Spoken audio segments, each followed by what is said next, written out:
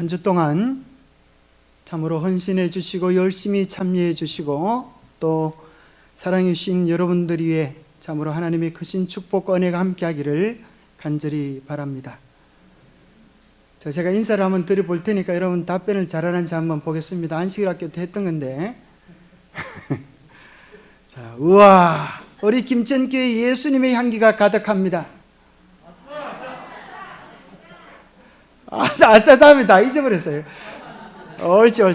아싸 살만합니다. 여러분 똑띠기에 대해서 다시 한번 해보겠습니다. 자, 우와, 김천교회 예수님의 은혜가 충만합니다. 예, 살맛은 어디 가는지 다 빼먹고, 자, 아싸 살만합니다. 이렇게 늘 외치면서 기쁘고 즐겁고 행복하게 저 안에 사시게 되기를 바랍니다. 오늘 말씀의 제목은 열매 맺는 생애의 비결. 참 김천교회 하니까 예수님의 사랑 향기가 또 사랑의 열매가 여러분의 삶에 가득한 것 같습니다. 여러분 정말 그렇습니까? 자, 기억절 우리가 아까 읽어보셨는데 믿음으로 사라 자신도 나이 늙어 뭐 있다고요? 탄산하였으나 애 낳는 힘이 없었어. 그런데 잉태하는 힘을 얻었으니 이는 약속하신 이를 믿으신 줄 알미라. 이러므로 죽은 자와 방불한 한 사람으로 말미암아 하늘의 흐단 별과 또 해변의 무수한 모래와 같이 많이 생육하였나이다. 여러분 사라 할머니가 연세가 얼마나 되셨어요?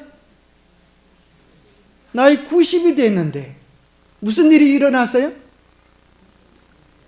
세상에 잉태를 해가지고 애를 낳으셨대. 놀라운 일입니까? 자, 90대 손 들어보세요. 90대 가능성이 있습니다. 앞으로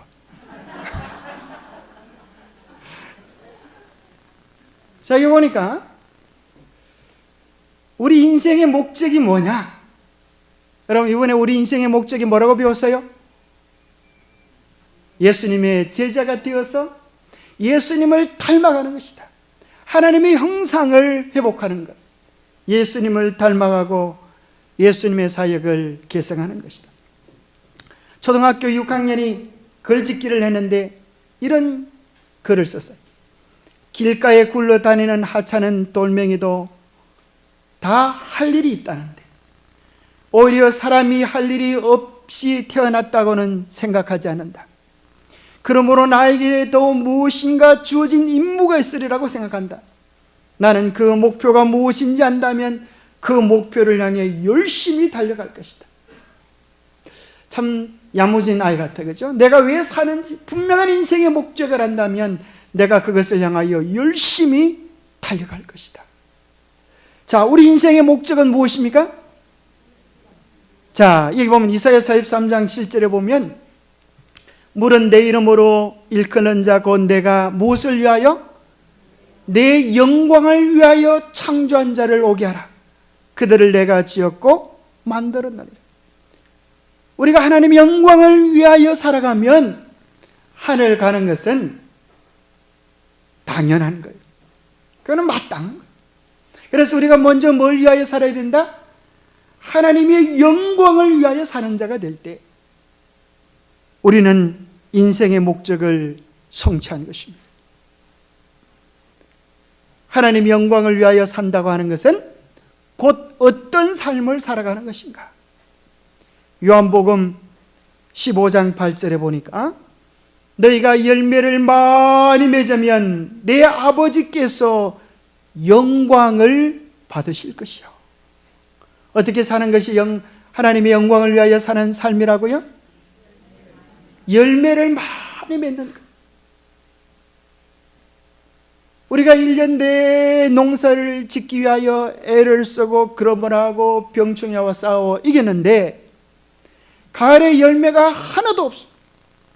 그러면 그의 농사 잘 지은 겁니까?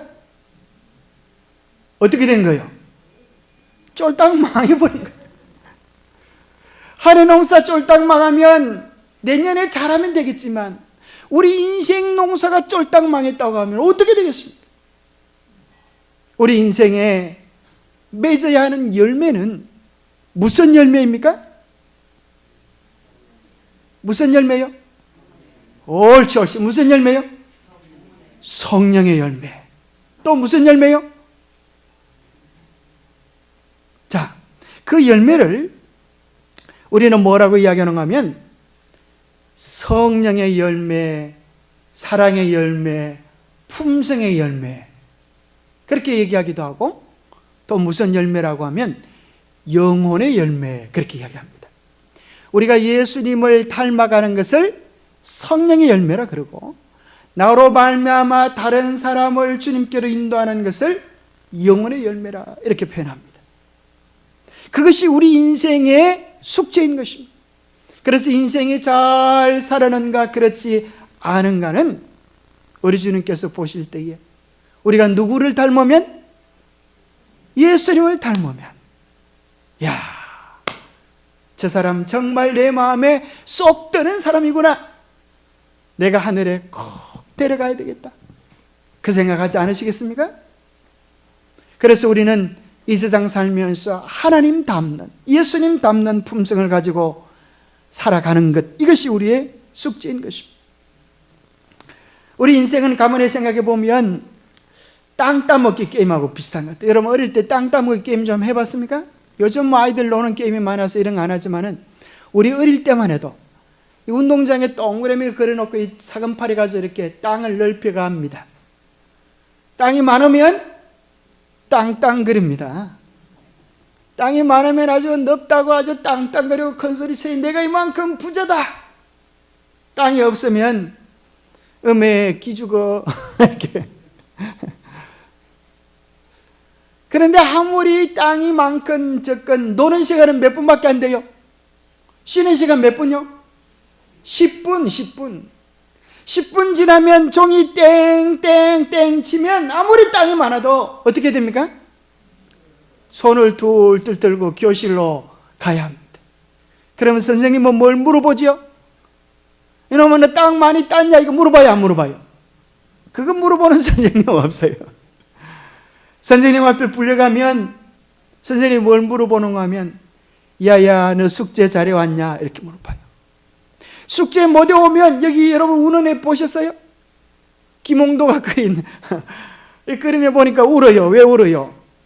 왜냐면 숙제를 안 해왔어요. 숙제 안 해오면 옛날에는 불타작을 했어요. 궁뎅이 때라 이놈. 그래가지고 막 사정없이 때려. 아이고 아파 죽겠네 이렇게 하고, 숙제를 잘 해오면 이놈이 앞으로 크게 될 놈이라고 이렇게 선생님이 칭찬해 줬어요. 여러분 가만히 생각해 보면 우리 인생의 총소리가 언제 울릴지 아무도 알 수가 없어요. 홍시만 떨어지는 줄 아십니까? 땡감도 떨어집니다. 우리 인생이 언제 끝날지 아무도 알 수가 없어요. 정말 중요한 것은 오늘 내가 예수님을 닮은 백성으로 내 삶에 이러한 열매들이 있느냐? 라고 물으실 때에 예수님 제 품성이 주님을 닮았습니다. 저로 말미암아 영혼이 이렇게 맺혀졌습니다 라고 말할 수 있는 자랑스러운 인생이 되어야 될 터인데, 생각해 보니까 내 품성에 예수님 닮은 것도 별로 없고, 그렇게 신앙생활을 오래도록 했음에도 불구하고 마땅히 주님께로 인도한 영혼도 한두 명도 생각나지 않을 때 우리의 마음이 기가 죽어 들어가는 것입니다. 그런데 이 숙제를 축제로 살 수 있는 방법이 있어요. 우리가 그분을 사랑하면, 그 사랑을 누리기만 하면 사랑하는 사람을 닮아가는 것은 당연하고, 하나님의 계명이 우리의 삶에서 완성되어지는 것은 당연합니다. 아니나 다를까 결혼 예식장, 무슨 결혼 예식장이었을까? 아마 행복 예식장. 신랑 누구요? 신랑 아브라함. 신부는 누구요? 사라. 딴딴따다 뭐 그렇게 결혼식이 시작됐을 거예요. 근데 결혼한 지 얼마 후에 요즘 말로 하면 시어머니가 전화를 걸어요. 시어머니. 아가 어째 좀 기별이 있냐? 그럼 며느리에게 시치미를 뚝 떼고 기별은 무슨 기별요? 그렇게. 그러면 이제 시어머니가 뭐라 그런가 하면, 애야 그거 있잖아, 결혼하면 다 맺혀지는 열매 있잖아, 열매. 그걸 기다리는 거야. 그 열매 알 텐데. 이렇게. 이제 나올 때가 됐는데. 그러니까 이제 사라 며느리가 이야기하기를, 어머니 그런 걱정은 붙들어 매세요. 걱정하지 마세요. 우리가 누굽니까? 어머니 걱정 시켜드리지 않을 테니까 아무 걱정하지 마세요. 애 갈아입을 옷이나 잘 준비해 놓으세요. 그렇게 이제 대마개를 하고 있었는데, 희한하게도 한 해가 지나도 두 해가 지나도 10년이 지나도 소식이 있어요, 없어요? 소식이 없어요. 왜 소식이 없어요? 왜 소식이 없어? 여기 보니까 창세기 11장 30절에 보니까 사례는 잉태하지 못함으로 자식이 없었더라. 이 참 얼마나 여자로서, 그죠? 여자로서, 그 집 며느리로서. 요즘은 이게 별로 중요하게 여기지 않지만 옛날에는 정말 중요하게 여겨졌던 그런 것이었어요. 사례는 잉태하지 못함으로 자식이 없었더라.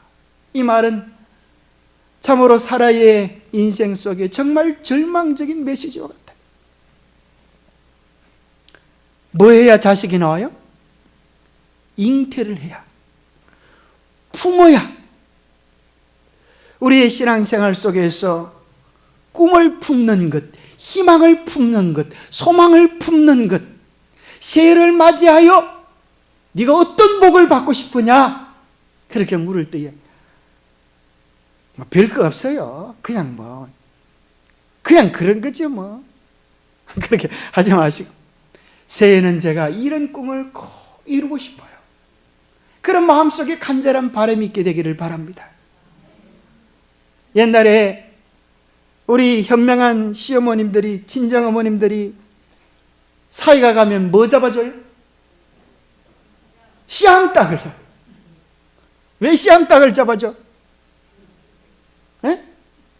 암탉의 배를 다 갈라보면 그 속에 뭐가 들어있어요? 알이 막 소복하게 들어있어요. 이건 내일 나올 거, 모레 나올 거, 아주 수두룩복복하게 들어있어요.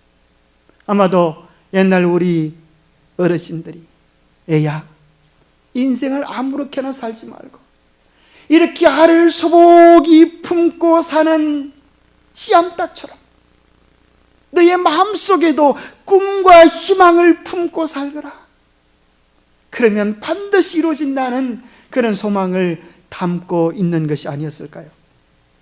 여러분, 눈을 감고 꿈을 꾸면 그게 꿈이지만 눈을 뜨고 꿈을 꾸면 그걸 뭐라 그래요? 눈 뜨고 꾸는 꿈을 뭐라 그래요? 비전이라 그러죠. 비전. 여러분의 비전이 있으면 텔레비전만 보지 마시고, 여러분의 인생의 비전이 있으면, 꿈이 있으면, 희망이 있으면 반드시 이루어지는 것입니다. 그래서 여러분 여기 한번 보시죠. 도표가 참 희한한 게 있는데, 이 제자훈련의 원리는 시집가서 장가가서 애 낳는 원리와 똑같아요. 우리 최강면 집사님 참 큰 일을 했어요. 대단한 일이에요. 정말 장래가 있습니다. 그죠? 장래가 총망. 앞으로 이 아이들이 또 커서 얼마나 더 많은 아이들을 번영케 할지 기대가 돼요. 여러분들이 1년에 한 명, 딱 1년에 한 명을 주님께로 인도하여 제자를 삼으면, 보세요. 이 도표를 보세요. 1년에 한 명이면 1년 지나면 이제 자기와 또 다른 한 명이 있으니까 2명이 돼요. 2명이 또 이게 그냥 애가 아니고 제자니까 그 아이도 또 영혼을 구원하여 제자를 낳으면 2년이 되면 몇 명이 돼요? 4명이 돼요. 그렇게 해서 10년이 되니까 몇 명이 돼요? 1024명이 됐어요. 세상에 똑바른 애 하나 있으면, 똑바른 애 하나 있어 제자가 되어지면 17년이 지나니까 세상에 13만 명. 여기 보니까요, 30년이 지나니까 1억이 됐어요. 1억. 1억이 더 되네. 이거 얼마나 됐어 이게? 숫자를 잘 못 해야겠네. 어쨌거나 세계 복음화가 30년 내로 끝나요. 이게 꿈이에요. 실제로 숫자적으로 1년에 한 명을 못해 그래? 문제는 뭔가 하면 양이 아니라 내가 먼저 온전히 주님의 제자가 되어지는 경험이 필요한 거예요. 여기 보니까 제자 훈련의 핵심은 이것입니다. 딱 두 가지로 정리하겠습니다. 첫 번째는 날마다 주님과의 깊은 교제를 아침마다 꼭 누리게 되기를 바랍니다. 그 속에서 기쁨과 즐거움과 감격 은혜를 맛보게 되기를 바랍니다. 두 번째는 은혜를 나누는 영적 가정, 소그룹을 꼭 해야 합니다. 그래서 가까이 두 가정이 있으면 일주일에 한 번씩 모여서 우리가 지난주에 어떤 말씀을 가지고 은혜가 되어서 말씀을 삶에 실천한 게 뭐가 있어? 아니면 생활 속에 무슨 어려움이 있었어? 함께 모여서 기도하고, 함께 모여서 예언의 신을 보고, 함께 모여서 성경을 보고, 함께 모여서 우리의 꿈을 가꾸기 시작하면 주의 재림이 준비될 수 있는 거예요. 이 두 가지, 하나는 매일 주님과의 교제, 또 하나는 우리의 영적 소그룹을 통하여 꿈을 키우는 거예요. 꿈을 키우는 거예요. 그래서 이제까지는 우리가 옛날에는 교사 주입식 공부를 했어요. 듣는 것은 5%, 하루가 지나면 읽는 것은 10%, 시범적인 강의를 해도 30%밖에 남지 않아요. 그런데 뭐가 정말 중요한가 하면 내가 남에게 가르쳐 보는 것, 내가 남에게 이야기해 보는 것. 그래서 옛날에 요즘은 애 하나 키우는 것도 막 힘들어가지고 막 쩔쩔매잖아요. 옛날에 흥부는 애가 몇이었어요? 모르긴 해도 많이 나왔을 것 같아요. 그죠? 열 몇이나 나왔을 것 같아요. 옛날에 애 열 몇이 나도 걱정해야 안 해요. 왜 걱정 안 해요? 그거 어떻게 알았어요? 제가 가르쳐 드리지도 않았는데. 옛날에 그랬잖아요. 그죠? 형이 애를 키웠어요. 저희 누님도 저보고 이렇게, 내가 네 어릴 때 업어 키웠다 이놈아. 그 사실 우리 교회가 이 가정처럼 우리가 다 연결되어져 있고, 새로운 신자를 누가 업어 키워야 돼요? 먼저 온 여러분들이 업어 키우면 정이 갈까 안 갈까? 사랑이 갈까 안 갈까? 목사님이 바뀌어도 걱정할 게 있을까 없을까? 그를 정말 잘 양육하여서 또 다른 제자를 낳는 이 제자 훈련의 원리를 우리 교회에 실천해야 실제적으로 우리의 신앙이 성장했어요. 여러분, 교과 시간에 앉아서 듣는다고 뭐 아는 것 같아요? 사경에 앉아 듣는다고 아는 것 같아요? 벌써 다 주무시잖아요. 시작하자마자 주무실 폼을 잡잖아요. 이래가 될 일이네. 근데 막상 여러분들이 둘러앉아가지고 얘기를 해봐요. 그 좋을 시간이 있나? 얘기를 시키니까, 경험을 나누니까, 조금 잘하면 박수를 치주고 응원을 하니까 아싸 살만 나는 거예요. 삶의 재미는 만나는 데 있잖아요. 만나서 함께 복음을 나누고 기쁨을 나누고 즐거움을 나눌 때 영적인 가정이 자라갑니다. 정말 이렇게 아이가 없는 사라가 도대체 어떻게 할 때 하늘의 별과 같이 바다의 모래같이 무수히 많은 열매를 얻었는가? 첫 번째, 믿음으로 사라는 그렇게 시작합니다. 히브리서 11장에 보면 기라성 같은 믿음의 장정들, 남자들 이름을 쭉 나오는데 여자의 자존심을 세워주는 한 아줌마가 나오는데 이름이 뭐예요? 사라. 믿음으로 사라는, 그래서 도대체 사라가 어떤 믿음을 가졌기에, 이 약속을, 이 복을 누리는가? 하나님께서 아브라함에게 약속해 주셨어요. 내가 너로 큰 민족을 이루고 내게 복을 주어 내 이름을 창대케 하리니 너는 복의 근원이 될지라. 너로 말미암아 천하 만민이 복을 얻으리라. 적어도 지금은 너희가 둘밖에 없지만 너희들을 통하여 하늘의 별과 같이 무수히 많은 모래 같은 자손들이 있으리라. 여러분, 아브라함과 사라가 이 약속을 믿었을까요? 믿었을까요? 믿는 자에게 역사가 이루어질 수 있습니다. 창세기 18장 11절에 보니까 나이가 많이 들었고 사라는 경수가 끊어졌는지라. 애 낳을 수 있는 희망이 없어져 버렸어요. 그래도 희망을 가질 수 있겠습니까? 여러분, 그래도 희망을 가질 수 있겠습니까? 없겠습니까? 어째 기운이 없어요? 하나님이 약속하셨으니 될 줄로 믿으시기 바랍니다. 하나님의 약속은 넘지 못할 일 없는 것입니다. 여기 로마서 4장 18절에 아브라함은 바랄 수 없는 중에 바라고 믿었으니, 믿음이란 뭔가? 바랄 수 있는 중에 믿는 것은 믿음이 아니에요.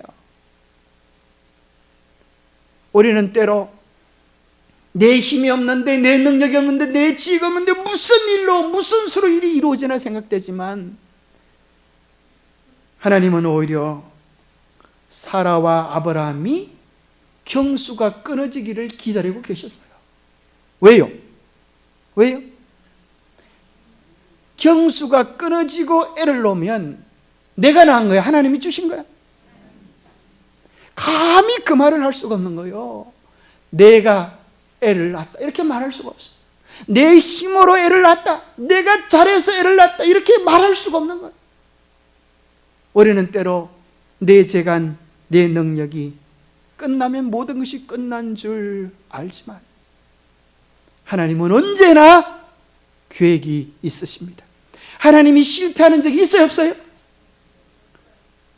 저는 이것을 인하여 정말 감사합니다. 하나님의 백성들이 힘들고 어렵고 마치 풍랑이 몰아쳐서 배가 곤두박질 칠 것처럼 보여도 예수님 탄 배가 물에 폭 빠져서 12제자가 예수님과 함께 죽었더라, 그런 기사가 나올 수 있을까요, 없을까요? 어린 반부는치도 없는 소리.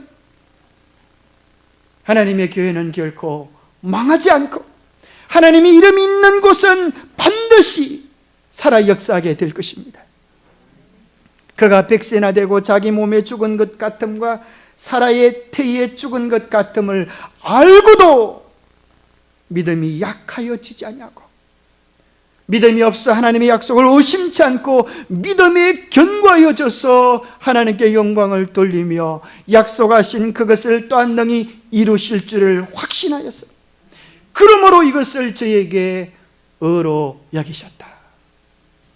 우리가 구원받을 만한 재간 능력 없을지라도 주님을 의지하는 그 믿음이 있을 때에 주님은 이것을 보고 내가 천국에 합당한 백성이다 인정해 주시는 것입니다. 이 믿음 소유하게 되기를 바랍니다. 하나님은 이 세상 역사를 마치실 것입니다. 하나님께서 약속하신 말씀을 반드시 이루실 것입니다. 이 세상 마지막 역사는 우리의 재간으로, 우리의 능력으로 이루어지는 것이 아니라 로마서 8장 9장 28절 주께서 땅에서 그 말씀을 이루사 필하시고 끝내시리라. 우리 하나님 끝내주시는 하나님이십니다. 이 세상 역사는 정신없는 사람들이 핵폭탄을 터쳐서 폭삭 망하는 것으로 끝나지 않아요. 우리 주님의 영광스러운 재림으로 이 세상 역사가 마무리되게 될 것입니다. 성경은 복잡하잖아요. 다 이뤘다 새기면 성경이 결론이 나요. 창세기 1장에 하나님이 말씀으로 천지를 창조하시고 다 이뤘다니까 완성이 다 되어버렸어요. 우리의 구속의 사건, 십자가의 사건, 우리 주님께서 십자가에서 다 이뤘다 하시니까 우리의 죄값이 다 갚아지시고 이제 우리가 구원받을 수 있는 백성으로 준비가 다 되어버렸어요. 이 세상 마지막 역사 어떻게 이루어질까요?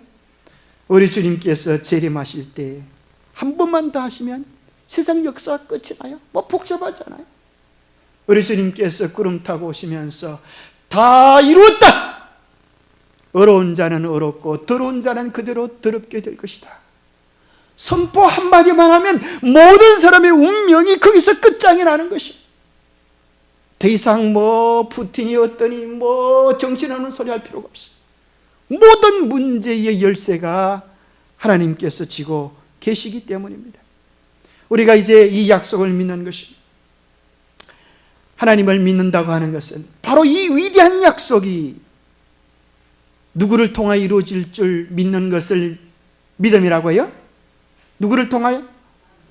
나를 통하여, 우리를 통하여 이루어진다고 해요. 그래서 오늘 우리에게 주신 약속이 있는데, 아브라함에게 주신 약속처럼, 살아계신 주신 약속처럼 이사야 60장 1절부터 22절에 보면 뭐라고 말하는가 하면, 일어나라 빛을 발하라. 이는 내 빛이 이르렀고 여호와의 영광이 내 위에 임하였음이니라. 우리가 마지막 늦은 비 성령을 받아 큰 소리로 외칠 때에 무슨 역사가 일어나는가? 작은 자가 몇 명을? 천을 이루고, 약한 자가 몇 명을? 강국을 이루리라. 때가 되면 나 여호와가 속히 이루리라. 믿으십니까? 믿는 자는 그 약속의 주인공이 되게 될 것입니다. 우리가 그 약속을 믿고 매일 주님께 기도하며 우리 자신을 준비할 때에 그 약속을 우리를 통하여 이루어지게 해 주실 것입니다. 하나님께서 아브라함에게 약속을 해 주셨을 때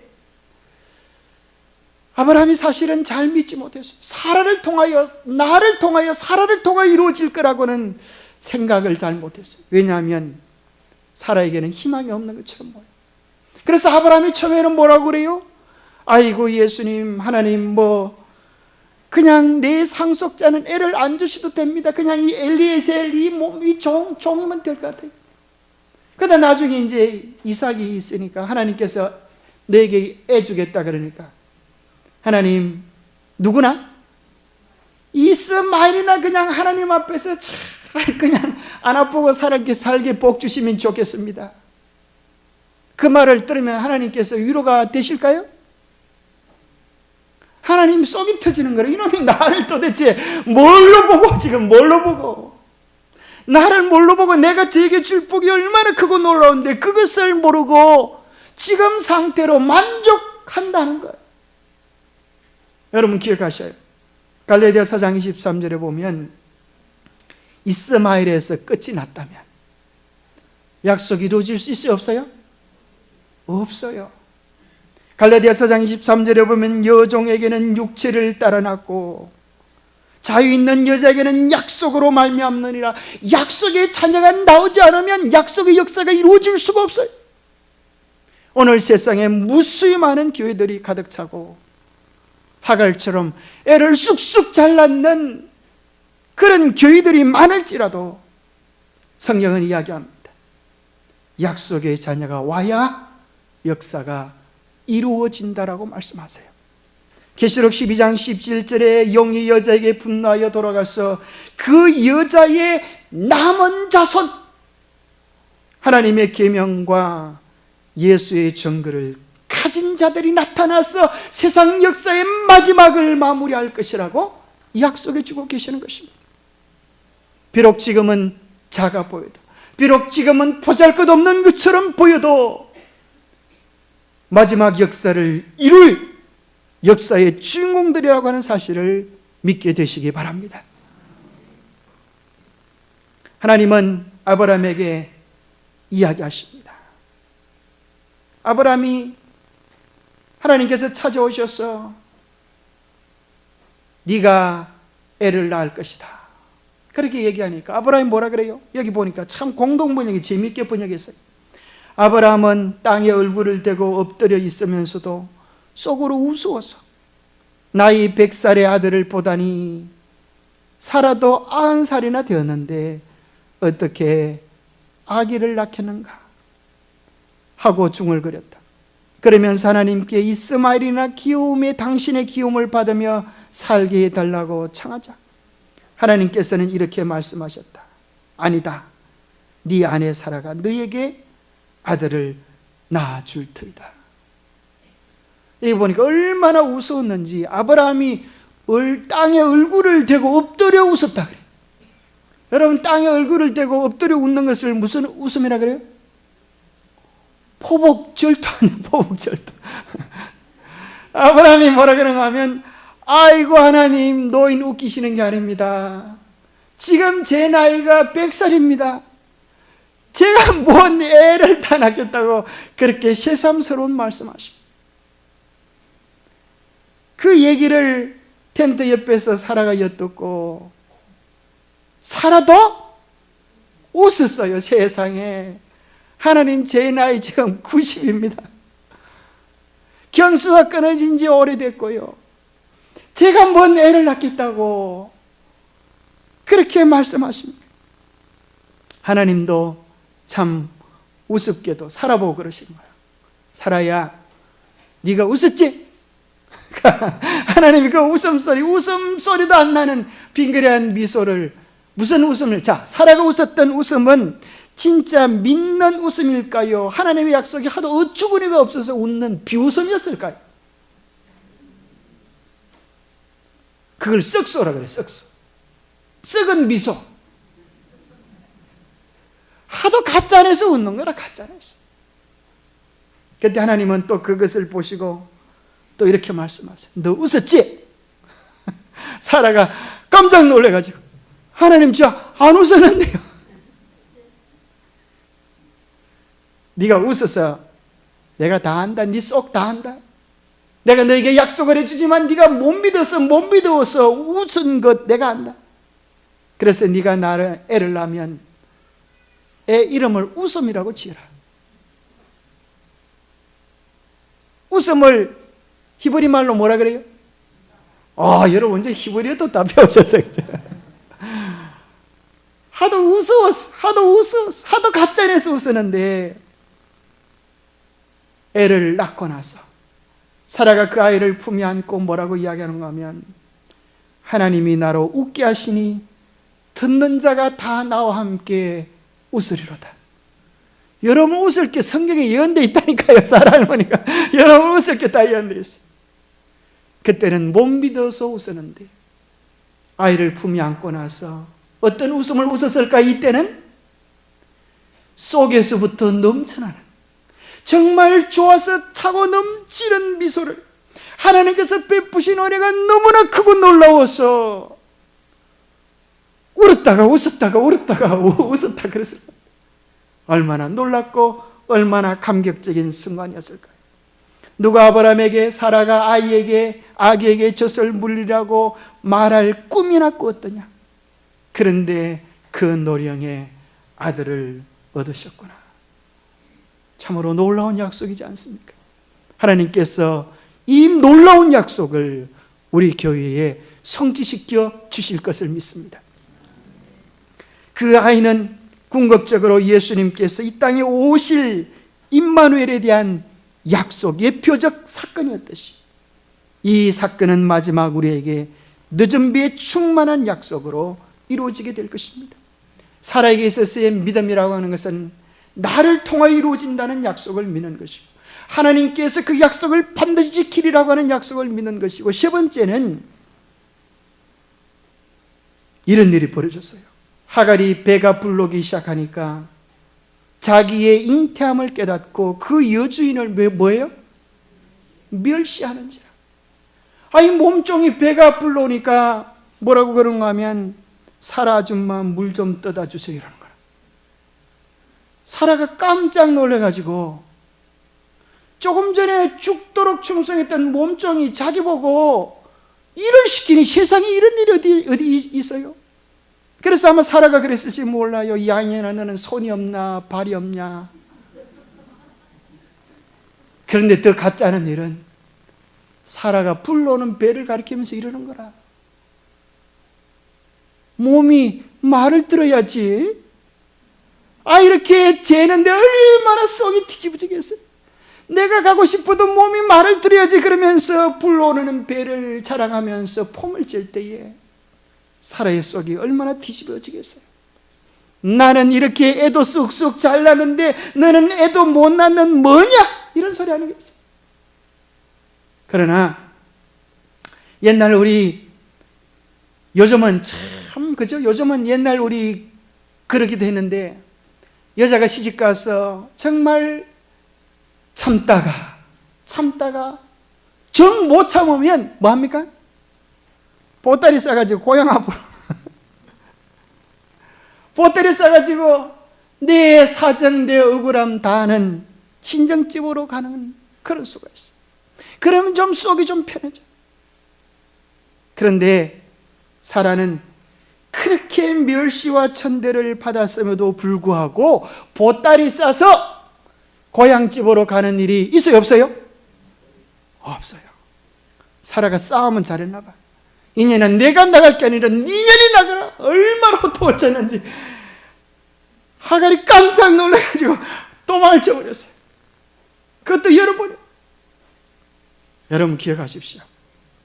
때로 이 교회 안에서 내 사정, 내 형편, 내 수고, 내 눈물 몰라주고 교회 안에서도 어려움이 있을 수 있을까요?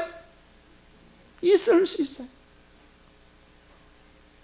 어쩌면 하갈 같은 몸종이 애 좀 낳았다고 큰소리 치는 것처럼 거짓 교회에서 교회가 좀 부흥됐다고 너그 교회는 뭐냐라고 비웃을 때도 있어요. 교회 안에도 비웃음이 있고 때론 교회 안에서 나간 잘못된 사람들이 큰소리 칠 때도 있어요. 여러분 그렇다 할지라도 절대 보따리 싸서 교회를 나가는 일이 없게 되기를 바랍니다. 그게 믿음이에요. 하나님께서 보시기에 이 세상에서 가장 사랑스러운 존재는 비록 부족함이 좀 있을지라도 하나님께서 이 교회를 남편이 아내를 사랑하는 것처럼 사랑하신다고 그렇게 기록해 놓았습니다. 그래서 끝까지 이 교회와 더불어 충성하는 주의 참된 백성이 되기를 바랍니다. 두 번째, 성경은 이야기하기를 죽은 자를 통하여 아이를 낳겠다 그랬어요. 죽은 자와 방불한 한 사람으로 말미암아 사라가 경수가 끊어졌는데 때로는 우리는 내 힘, 재간, 내 방법이 무너지면 내 의견이 반영되지 않으면 직원에도 둘러 엎으려고 그래요.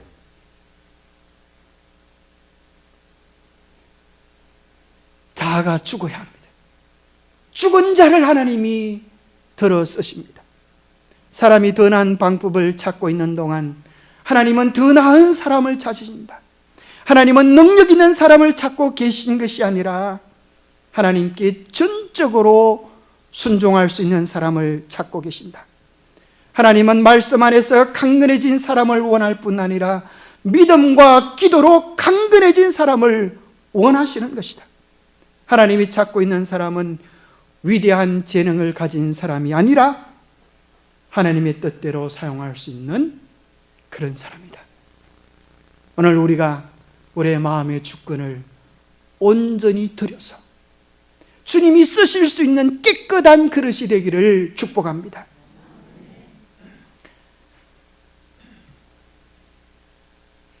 하늘의 밀이 땅에 떨어져 죽지 아니하면 하늘 그대로 있고 죽으면 많은 열매를 맺느니라. 우리가 죽을 때 그 역사가 일어납니다. 때로는 많은 경우 우리의 고집들이 이를 그르칠 때가 많습니다. 나만이 이스라엘 땅에 왔다가 여단강에 가서 7번 씻으라고 하니까 노하여 내 생각에는 우리 동네 물이 더 깨끗하다 그렇게 큰 소리를 쳤어요. 만약에 지 생각대로 했다가는 그는 평생 문둥병에서 벗어나지 못했을 것입니다. 우리의 고집을 끊고 주님의 뜻을 받아들여 즐겨 우리가 주님의 종이 될 때 하나님은 우리를 통하여 이를 이루어 주십니다. 그래서 누가복음 17장 10절에 보면 이와 같이 너희도 명령을 받은 것을 다 행한 후에 우리는 무익한 종이라 우리의 하여야 할 것을 한 것뿐입니다라고 주님께 영광을 돌리는 백성이 되어야 한다고 말씀하고 계십니다. 우리가 죽으면, 우리가 종이 되면 그때 무슨 일이 일어나는지 아십니까? 우리가 죽으면 그때, 우리가 종이 되면 그때 하나님이 우리의 종이 되셔서 역사를 이루신다는 사실입니다. 하나님께서 모세에게 말씀하셨습니다. 모세야, 지팡이를 내밀어 바닷물이 갈라지게 하라. 모세가 지팡이를 쫙 내밀자 하나님이 모세의 종이 되셔서 바닷물을 갈라지게 하시고, 여기 성경 말씀에 보니까 얼마나 하나님이 수고하셨는지, 바닷물이 물러가게 하시니 물이 갈라져 바다가 마른 땅이 된지라. 마른 땅이 되시도록 하나님께서 충성스럽게 일하시는 모습을 발견합니다. 그때 아마 요즘 말로 하면 오빠 부대가 동원되어서 그럴지 모르겠어요. 우와, 오빠 대단하다, 모세 대단합니다. 그때 모세가 지팡이를 딱 내밀다가 웃으면서, 자식들 이제 좀 사람 알아보는만, 얼마 전에 짱돌 던지려고 했을 때는 언제고? 그런 생각이 들었을까요, 안 들었을까요? 들었을까요, 안 들었을까요? 그것을 40년 동안 교육시킨 거예요. 모세가 지팡이를 내민다는 소리는 무슨 소린가? 비록 나를 통하여 하나님 역사하지만 이 지팡이는 어디서 쓰던 지팡이라? 광야에서 양똥 치우던 지팡이야. 너는 메마른 막대기에 지나지 않는다라고 하는 자기 부정, 그것이 표현인 거예요. 내가 온전히 죽을 때 하나님은 우리 안에 역사하셔서 마지막 일을 이루십니다. 그래서 마치 모세가 온전한 종이 되었을 때 역사가 일어났던 것처럼 마지막 하나님의 백성들도 온전히 주의 종이 될 때 하나님 그들을 사용하셔서 마지막 늦은배 역사를 이루어 주실 것입니다. 그것을 요한계시록 15장 3절에 보면 모세의 노래, 어린 양의 노래를 부를 때가 있다라고 말씀해 주고 계시는 것입니다. 마지막으로 이제 무슨 일이 일어날 때 우리가 열매 맺는 백성이 되는가? 주님을 최고로 여기는 사람에게 하나님은 하늘의 별 같은 열매를 주십니다. 자, 아브라함을 따라다니는 것은 사라에게 있어서 참 힘든 일이었어요. 아브라함이 75세 때 가나안 여행을 했는데 몇 살 때 돌아가셨어요? 175세 때 돌아가셨어요. 집 한 채 못 마련해 놓고 좋은 집 2층 집에 살다가 하나님의 명령을 따라 갈 때부터, 그때부터는 무슨 생활이에요? 텐트 생활이에요. 죽을 때까지 그 고생하는 거예요. 그런데 어느 날 그 나라 왕, 애굽의 왕이 초청하는 거예요. 사라 아가씨 이리 오세요 그러는 거예요. 사라 아가씨 이리 오세요 그러는 거예요. 아브라함도 뭐라 그래요? 여보 날 오빠라고 불러봐 그러는 거야. 그래서 깜짝 놀라가지고 오빠 부르긴 했는데 왜요? 그러니까 내가 보기에 당신이 너무 예뻐가지고 딴 사람이 날 죽이고 당신 잡아가면 어떡해? 오빠라고 불러주면 당신도 살고 나도 살 것 같으니까 날 오빠라고 불러. 좀 적당한 거리를 유지하면서. 여러분 같으면 어떻게 하겠어요? 기싸대기를 올리면서 이놈이 부인 팔아먹어 잘 되려고 그러나면 정신이 번쩍 들도록 호통을 쳤겠지만 이 아브라함의 아내 사라는 참 순종하는 여인이었어요. 오빠 그렇게 하겠어요. 그렇게 아니나 다를까 그날 밤에 무슨 일이 벌어지는가 하면 그 멍청한 남편은 조마지는데 애굽 왕 바로가 사라 아가씨 이리 오세요 그러는 거예요. 사라 마음속에 올크니 드디어 기회가 왔다. 드디어 팔자 필 기회가 왔다. 부르셨어요. 그러면서 쫓아가 버렸다면 이 역사가 이루어질 수 있어요, 없어요? 하나님께 사라가 삐삐를 친 것 같아요. 하나님, 저는 아무리 우리 남편이 못났어도 저 남편 외에 다른 품에서는 잠을 잘 수가 없어요. 하나님, 저를 도와주세요. 하늘로 적극적인 기도를 요청하니까 하나님께서 내 이름 유비인 줄 모르느냐 이렇게 호통을 치시는 겁니다. 살아에게 있어서 비록 남편이 힘들고 고생스럽고 잘해준 것 하나도 없지만 그의 삶 속에서 아브라함을 최고로 여기는 마음이 있었던 것처럼 오늘 여러분도 그런 마음을 여기고 사시기에 되기를 바랍니다. 지금 보기에 변변찮아 보여도 내 마음에 쏙 드는 거 하나 없어도 있는 남편을 주님 주신 남편으로 섬기며 충성스럽게 할 때 주님께서 하늘 왕비, 하늘 공주의 자리를 주시리라 믿습니다. 그래서 이름이 사란 거예요. 여러분 알긴 하세요? 그래서 우리의 마음속에 예수님을 그렇게 여기며 사시게 되기를 바랍니다. 아무리 오늘날 세상이 우리를 향하여 손짓을 해도 세상의 품에서 잠들지 마시고 애꾸는 바로 품에서 오늘은 무슨 죄를 돌릴까 이렇게 해도 정신없는 소리 하지 마시고 나는 말씀과 기도 아니면 나의 저녁 시간을 보낼 수 없다. 일편단심 민들레 정신으로 충성하게 되기를 바랍니다. 뭐 아멘 하기 싫어요? 자, 여기 보니까 이렇게 되어 있어요. 예수 그리스도는 우리의 전부가 되시며 만물 가운데서 처음이요 나중이요 어뜸이 되신다. 예수 그리스도, 그리스도의 정신, 그리스도의 품성은 모든 것을 물들인다. 그것은 우리의 전인격의 직무를 짜는 날과 시가 된다. 그리스도의 말씀은 영이요 생명이다. 그러므로 우리는 우리의 사상을 자유에 집중할 수가 없다. 이제 살아있는 것은 우리 자신이 아니요 우리 속에 거하시는 그리스도이시다. 그리하여 그는 영광의 소망이 되신다. 자아는 죽고 그리스도는 산 구주가 되신다. 끊임없이 예수를 바라볼 때 우리는 우리의 주위에 있는 모든 사물에 예수의 형상을 반사한다. 우리는 실망에 대하여 생각하거나 이야기조차 할 여유가 없다. 그것은 더욱 즐거운 광경, 곧 예수님의 사랑이 우리의 시선을 끌기 때문이다. 예수는 진리의 말씀을 통해서 우리 안에 거하신다. 바람난 아내도 문제지만 가정에서 만족을 누리지 못하는 아내도 문제예요. 교회를 뛰쳐나가 방황하는 영혼도 문제지만 교회 안에서 예수님 안에서 복음의 기쁨을 누리지 못하는 영혼도 문제인 것입니다.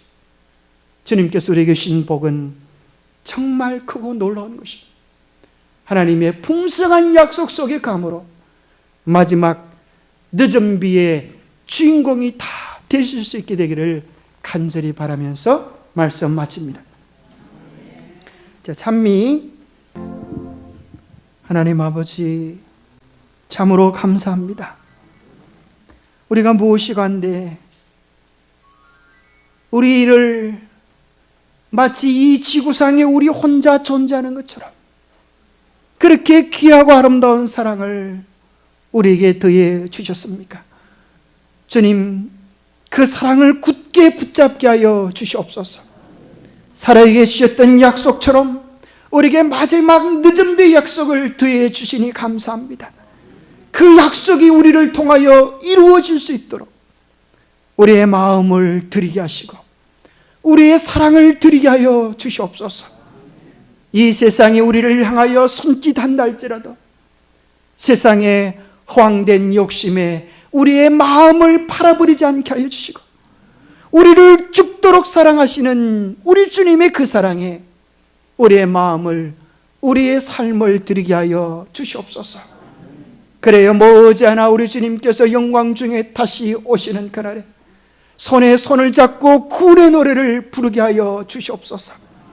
주님의 약속이 이 교회 안에 이루어질 때에 약한 자가 천을 이루고 강국을 이루는 위대한 역사를 이루실 줄을 믿습니다. 주님, 그날을 바라보며 이 교회를 위하여 우리가 연합된 마음으로 충성을 다할 수 있도록 축복하여 주시옵소서. 새롭게 결심하는 주의 백성들이 새 하늘의 크신 축복과 은혜와 부흥의 역사를 더하여 주시옵기를 우리 주 예수 그리스도 이름 머지하여 간절히 간구하옵나이다.